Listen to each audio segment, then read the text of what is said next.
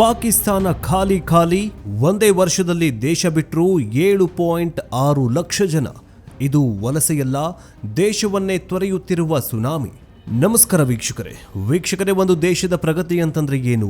ಅಲ್ಲಿನ ಜನ ಸುಖವಾಗಿರೋದು, ಯುವಕರಿಗೆ ಕೆಲಸ ಸಿಗೋದು ಮತ್ತು ವಿದೇಶಕ್ಕೆ ಹೋದವರು ವಾಪಸ್ ತಮ್ಮ ತಾಯ್ನಾಡಿಗೆ ಬರೋದು. ಆದ್ರೆ ನಮ್ಮ ನೆರೆಯ ರಾಷ್ಟ್ರ ಪಾಕಿಸ್ತಾನದಲ್ಲಿ ಈಗ ನಡೀತಾ ಇರೋದು ಇದಕ್ಕೆ ತದ್ವಿರುದ್ಧವಾಗಿರುವ ಘಟನೆ. ಅಲ್ಲಿ ಈಗ ಎದ್ದಿರೋದು ಪ್ರವಾಹದ ಅಲೆಯಲ್ಲ, ಅದು ವಲಸೆಯ ಸುನಾಮಿ. ಹೌದು, ಪಾಕಿಸ್ತಾನ ಈಗ ನಿಧಾನವಾಗಿ ಖಾಲಿಯಾಗ್ತಾ ಇದೆ. ಅಲ್ಲಿನ ಜನರಿಗೆ ತಮ್ಮ ದೇಶದ ಮೇಲೆ ನಂಬಿಕೆ ಹೊರಟು ಹೋಗಿದೆ. ಇಲ್ಲಿ ಇದ್ರೆ ನಾವು ಸಾಯ್ತೀವಿ, ಹೇಗಾದ್ರೂ ಮಾಡಿ ನಮ್ಮನ್ನ ಈ ದೇಶದಿಂದ ಹೊರಗೆ ಕಳಿಸಿ ಅಂತ ಜನ ಏರ್ಪೋರ್ಟ್ಗಳಲ್ಲಿ ಕ್ಯೂ ನಿಂತಿದ್ದಾರೆ. ಕಳೆದ ಒಂದು ವರ್ಷದಲ್ಲಿ ಅಂದ್ರೆ 2025ರ ಅಂತ್ಯದ ವೇಳೆಗೆ ಪಾಕಿಸ್ತಾನ ಬಿಟ್ಟು ಹೋದವರ ಸಂಖ್ಯೆ ಕೇಳಿದ್ರೆ ನೀವು ಬೆಚ್ಚಿ ಬೀಳ್ತೀರಾ. ಬರೋಬ್ಬರಿ 7,62,499 ಜನ. ಹೌದು, ಇದು ಯಾವುದೋ ಒಂದು ಚಿಕ್ಕ ಯುದ್ಧದ ಅಂಕಿಅಂಶ ಅಲ್ಲ, ಇದು ಶಾಂತಿ ಸಮಯದಲ್ಲಿ ದೇಶ ಬಿಡ್ತಾ ಇರುವವರ ಸಂಖ್ಯೆ. ಅಷ್ಟಕ್ಕೂ ಪಾಕಿಸ್ತಾನದಲ್ಲಿ ಏನಾಗ್ತಾ ಇದೆ? ಯಾಕೆ ಡಾಕ್ಟರ್ಗಳು, ಇಂಜಿನಿಯರ್ಗಳು ದೇಶ ಬಿಟ್ಟು ಹೋಗ್ತಿದ್ದಾರೆ?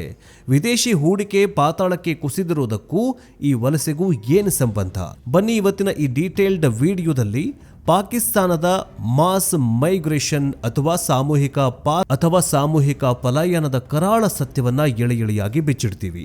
ಆದರೆ ಅದಕ್ಕಿಂತ ಮುಂಚೆ ಪಾಕಿಸ್ತಾನದ ಬಗ್ಗೆ ನಿಮಗೇನನ್ಸುತ್ತೆ? ಪಾಕಿಸ್ತಾನಕ್ಕೆ ಇದಕ್ಕಿಂತಲೂ ಕೆಟ್ಟ ದುರ್ಬುದ್ಧಿ ಬರಬೇಕಾ? ಕೆಟ್ಟ ಪರಿಸ್ಥಿತಿ ಬಂದು ಹುಳುಗಳಂತೆ ಸಾಯ್ಬೇಕಾ ಈ ಪಾಪಿಗಳು? ಕಮೆಂಟ್ ಮೂಲಕ ತಿಳಿಸಿ. ಬನ್ನಿ ವಿಡಿಯೋವನ್ನ ಶುರು ಮಾಡೋಣ.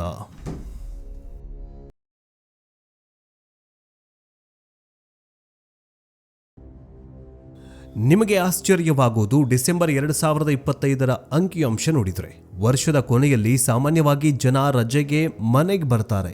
ಆದರೆ ಪಾಕಿಸ್ತಾನದಲ್ಲಿ ಉಲ್ಟಾ ಆಗಿದೆ. ಕೇವಲ ಡಿಸೆಂಬರ್ ತಿಂಗಳು 1ರಲ್ಲೇ 76,207 ಜನ ದೇಶ ಬಿಟ್ಟು ಹೋಗಿದ್ದಾರೆ. ಪಾಕಿಸ್ತಾನಿಗಳು ಪಾಕ್ ದೇಶವನ್ನ ಬಿಟ್ಟು ಹೋಗಿದ್ದಾರೆ. ಇದು ವಾರ್ಷಿಕ ಆಧಾರದ ಮೇಲೆ 18.7% ಏರಿಕೆಯಾಗಿದೆ. ಒಂದೇ ತಿಂಗಳಲ್ಲಿ 76,000 ಜನ ಅಂದ್ರೆ ಪ್ರತಿದಿನ ಸರಾಸರಿ 2,500ಕ್ಕೂ ಹೆಚ್ಚು ಜನ ಪಾಸ್ಪೋರ್ಟ್ ಹಿಡಿದು ವಿಮಾನ ಹತ್ತಾ ಇದ್ದಾರೆ ಅಂತ ಅರ್ಥ. ಇವರೆಲ್ಲ ಪ್ರವಾಸಕ್ಕೆ ಹೋಗ್ತಾ ಇರೋರಲ್ಲ, ಇವರೆಲ್ಲ ಬದುಕನ್ನ ಹುಡುಕೊಂಡು ಹೊಟ್ಟೆಪಾಡಿಗಾಗಿ ಬೇರೆ ದೇಶಕ್ಕೆ ವಲಸೆ ಹೋಗ್ತಾ ಇರೋದು. ಯಾರು ಹೋಗ್ತಾ ಇದ್ದಾರೆ? ಇಲ್ಲಿ ಒಂದು ದೊಡ್ಡ ಅಪಾಯ ಇದೆ. ದೇಶ ಬಿಟ್ಟು ಹೋಗ್ತಾ ಇರೋರು ಯಾರು? ಕೇವಲ ಕೂಲಿ ಕಾರ್ಮಿಕರಲ್ಲ. ಪಾಕಿಸ್ತಾನದ bureau of emigration and overseas employment ವರದಿಯ ಪ್ರಕಾರ ದೇಶ ಬಿಡ್ತಾ ಇರುವವರಲ್ಲಿ ಹೆಚ್ಚಿನವರು ವೈದ್ಯರು, ಇಂಜಿನಿಯರ್ಗಳು, IT ವೃತ್ತಿಪರರಾಗಿದ್ದಾರೆ. ವೈದ್ಯರು ಆಸ್ಪತ್ರೆಗಳಲ್ಲಿ ಡಾಕ್ಟರ್ಗಳಿಲ್ಲದೆ ರೋಗಿಗಳು ಸಾಯ್ತಾ ಇದ್ದಾರೆ. ಆದರೆ ಡಾಕ್ಟರ್ಗಳು ಲಂಡನ್ನೋ ಅಮೆರಿಕಾಗೋ ಹಾರಿ ಹೋಗ್ತಾ ಇದ್ದಾರೆ. ಯಾವ ಡಾಕ್ಟರ್ಗಳು? ಪಾಕಿಸ್ತಾನಿ ಡಾಕ್ಟರ್ಗಳು. ಇನ್ನು ಇಂಜಿನಿಯರ್ಗಳು, ದೇಶ ಕಟ್ಟಬೇಕಾದ ಇಂಜಿನಿಯರ್ಗಳು ಗಲ್ಫ್ ರಾಷ್ಟ್ರಗಳಿಗೆ ಕೆಲಸಕ್ಕಂತ ಹೋಗ್ತಾ ಇದ್ದಾರೆ. ಹೊರಗಡೆ ಮತ್ತೆ ರಿಟರ್ನ್ ಬರುವಂತಹ ಮಾತೇ ಮಾತಾಡ್ತಾ ಇಲ್ಲವಂತೆ ಪಾಕಿಸ್ತಾನಿ ಇಂಜಿನಿಯರ್ಗಳು.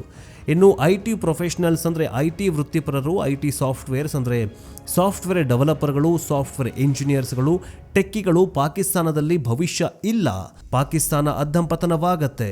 ಯಾಕಂತಂದ್ರೆ ಅಲ್ಲೆಲ್ಲ ಇರೋದು ಬರೀ ಭಯೋತ್ಪಾದನೆ. ಹೀಗಾಗಿ ನಮ್ಮ ಜೀವನ ನಾವೇ ನೋಡ್ಕೊಳ್ಬೇಕು ಅಂತ ಯುರೋಪ್ ಕಂಟ್ರಿಗಳಿಗೆ ಪಾಕ್ನ IT ಸಾಫ್ಟ್ವೇರ್ ಇಂಜಿನಿಯರ್ಸ್ಗಳು ಹೋಗ್ತಾ ಇದ್ದಾರೆ. ಇನ್ನು ನುರಿತ ಕಾರ್ಮಿಕರು ಅಂದರೆ ಸ್ಕಿಲ್ಡ್ ಲೇಬರ್ಸ್, ಎಲೆಕ್ಟ್ರಿಷಿಯನ್ಸ್, ಪ್ಲಂಬರ್ಸ್, ಡ್ರೈವರ್ಗಳು ಸೌದಿ ಅರೇಬಿಯಾ ಮತ್ತು UAEಗೆ ಹೋಗ್ತಾ ಇದ್ದಾರೆ. ಇದೆಲ್ಲವನ್ನ ನಾವು ಬ್ರೈನ್ ಡ್ರೈನ್ ಅಥವಾ ಪ್ರತಿಭಾ ಪಲಾಯನ ಅಂತ ಕರಿತೀವಿ.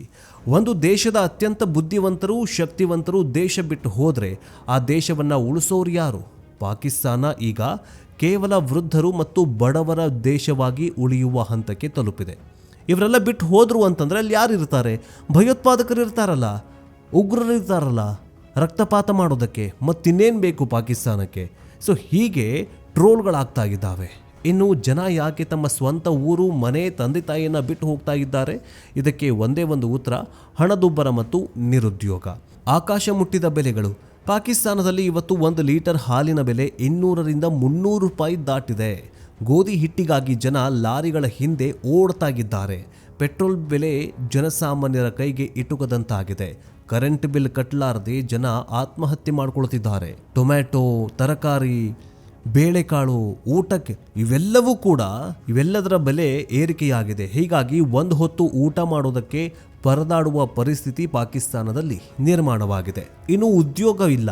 ಹೌದು, ಎಷ್ಟೇ ಓದಿದ್ರೂ ಪಾಕಿಸ್ತಾನದಲ್ಲಿ ಕೆಲಸ ಸಿಗ್ತಾ ಇಲ್ಲ. ಉದ್ಯಮಗಳು ಮುಚ್ಚೋಗ್ತಿದ್ದಾವೆ.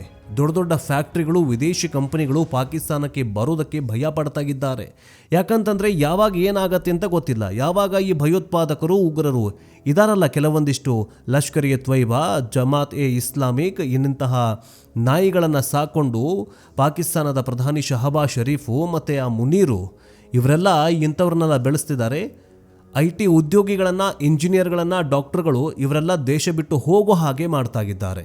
ಇವರೆಲ್ಲ ದೇಶ ಬಿಟ್ಟು ಹೋದರೆ ಅಲ್ಲ, ದೇಶ ನಿರ್ಮಾಣ ಮಾಡಬೇಕಾದ ಯುವಕರೇ ಅಥವಾ ಈ ನುರಿತ ಪ್ರಜೆಗಳೇ ಹೋದರೆ ಪಾಕಿಸ್ತಾನ ಏನಾಗುತ್ತೆ? ಪಾಕಿಸ್ತಾನ ಒಂದು ದೊಡ್ಡ ಬೋರ್ಡ್ ಹಾಕೊಂಡು ಕೂತ್ಕೊಳ್ಬೇಕು, ಇದು ಉಗ್ರಸ್ಥಾನ ಅಂತ.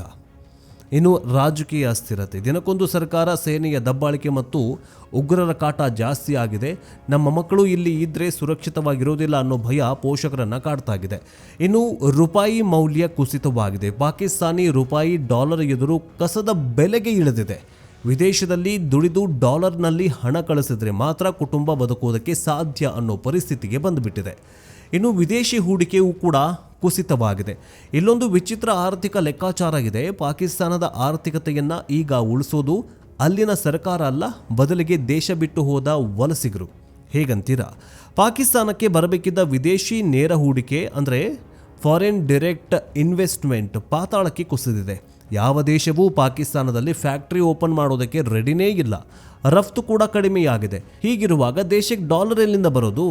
ಅದು ರೆಮಿಟನ್ಸ್ ಅಥವಾ ವಿದೇಶದಲ್ಲಿರುವ ಪಾಕಿಸ್ತಾನಿಗಳು ಕಳುಹಿಸುತ್ತಾ ಇರುವ ಹಣದಿಂದ. ಸೌದಿ, ದುಬೈ, ಲಂಡನ್ನಲ್ಲಿ ಕಷ್ಟಪಟ್ಟು ದುಡಿಯುವ ಈ ಜನರು ತಮ್ಮ ಮನೆಗೆ ಹಣ ಕಳಿಸ್ತಾರಲ್ಲ, ಅದೇ ಹಣ ಈಗ ಪಾಕಿಸ್ತಾನದ ಖಜಾನೆಯನ್ನು ತುಂಬಿಸ್ತಾ ಇದೆ. ಅದಕ್ಕೆ ಪಾಕ್ ಸರ್ಕಾರ ಕೂಡ ಪರೋಕ್ಷವಾಗಿ ಜನರಿಗೆ ವಿದೇಶಕ್ಕೆ ಹೋಗಿ ಅಂತ ಪ್ರೋತ್ಸಾಹ ನೀಡ್ತಾ ಇದೆ. ಯಾಕಂದರೆ ಜನರು ದೇಶದಲ್ಲೇ ಇದ್ದರೆ ಅವರಿಗೆ ಕೆಲಸ ಕೊಡಬೇಕು. ಅದೇ ಅವರು ವಿದೇಶಕ್ಕೆ ಹೋದರೆ ಅವರು ದೇಶಕ್ಕೆ ಡಾಲರ್ ಕಳಿಸ್ತಾರೆ.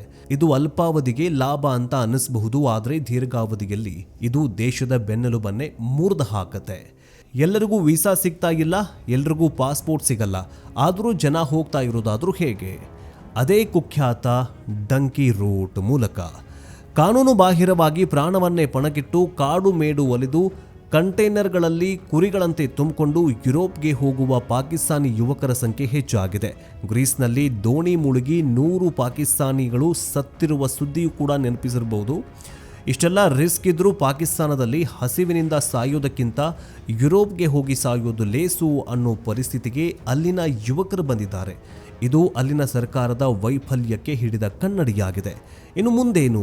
ಈಗ ಮುಂದೆ ಇರುವಂತಹ ಪ್ರಶ್ನೆ, ಇದು ಎಲ್ಲಿಗೆ ಹೋಗಿ ನಿಲ್ಲತ್ತೆ? ಆರ್ಥಿಕ ತಜ್ಞರ ಎಚ್ಚರಿಕೆ ನೀಡಿದ್ದಾರೆ. ಒಂದು ದೇಶ ತನ್ನ ಮಾನವ ಸಂಪನ್ಮೂಲವನ್ನು ಕಳೆದುಕೊಂಡ್ರೆ ಆ ದೇಶದ ಭವಿಷ್ಯ ಕತ್ತಲಲ್ಲಿ ಇರುತ್ತೆ.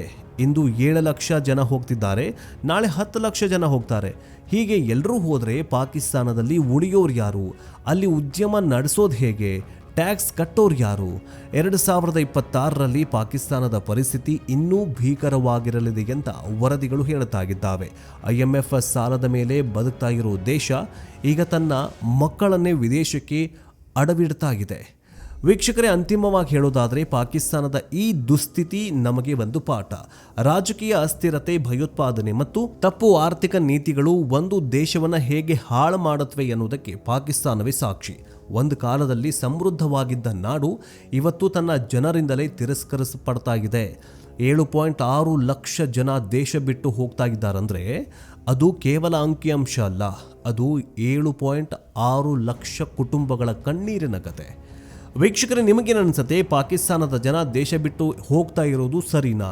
ಭಾರತದ ಆರ್ಥಿಕತೆ ಮತ್ತು ಪಾಕಿಸ್ತಾನದ ಆರ್ಥಿಕತೆಯನ್ನು ಹೋಲಿಸಿದರೆ ನಾವು ಎಷ್ಟು ಮುಂದಿದ್ದೀವಿ? ಮುಂದೊಂದು ದಿನ ಪಾಕಿಸ್ತಾನ ಸಂಪೂರ್ಣವಾಗಿ ಖಾಲಿ ಆಗುತ್ತಾ? ನಿಮ್ಮ ಅನಿಸಿಕೆ ಕಮೆಂಟ್ಸ್ ಬಾಕ್ಸ್ನಲ್ಲಿ ತಿಳಿಸಿ. ವಿಡಿಯೋ ಇಷ್ಟವಾದರೆ ಕಮೆಂಟ್ ಮೂಲಕ, ಜೊತೆಗೆ ಲೈಕ್ ಮಾಡಿ, ಶೇರ್ ಮಾಡೋದನ್ನು ಮಾತ್ರ ಮರಿಬೇಡಿ.